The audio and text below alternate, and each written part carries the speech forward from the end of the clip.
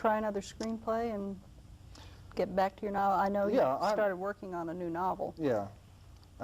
If the Vestal Virgin Room, which will be published in September by Athenaeum, if it should be picked up, and if I'm invited to write an adaptation of it, I'll probably turn my hand to it. But I think I've learned not to try to get too tempted to get involved in that world. I do have this very big book that I've been trying to write for 6 years, and the only way it's going to get written is if I continue to try to turn away, don't get sidetracked and set on detours by the prospect of immediate gratification and riches. You know? Right. Well, the riches are sort of attractive. Now, is Buffalo Nickel the big book? Yeah. There is of it, or is there a lot more? Well, there are about 1,500 pages of it in various forms.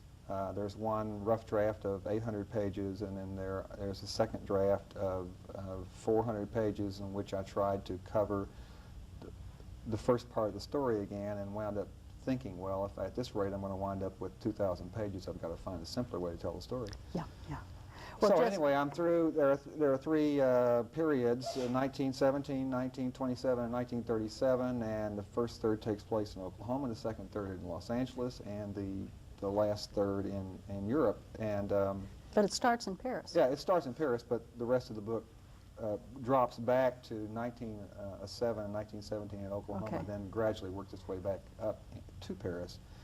And I have about 300 pages that are in fairly decent shape, and that's the Oklahoma part.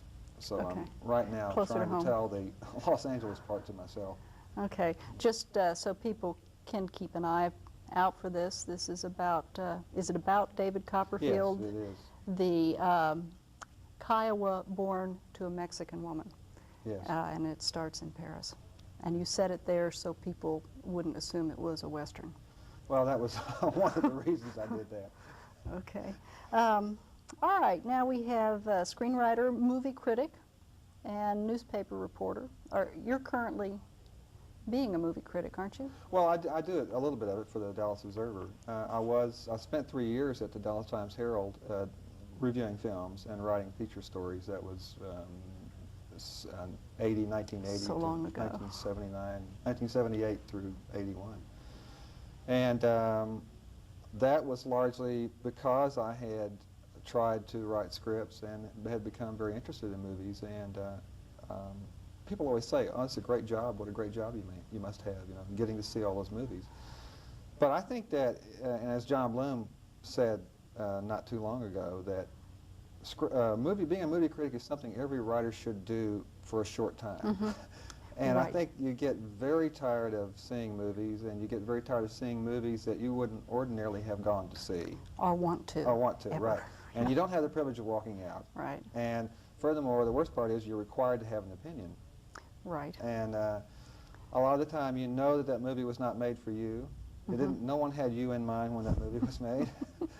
And or anyone you know. Yeah, one of my friends, you know, or their friends. It was made for someone probably 25 to 30 years younger. 16 Candles. Yeah, and it's a little silly, I think, you know, trying to go out of your way to review movies like that. But, you know, you feel you're obligated to sort of turn your eye to what advertising has brought to the public's attention, and you feel like you're obligated to try to counteract the hype that's put behind a movie. Not that you're going to necessarily take an adversarial position, but you're going to walk in there, and when you come out, maybe they said you were going to see the world's greatest movie, and probably you didn't. They were going to say it, whether it was going to be the world's greatest movie or not, and you feel like you have some kind of obligation to provide a sort of innocent public with another alternative vision of the film, so they'll know, well, should I go spend my, what's $5 now in some cases, where should I spend my $5?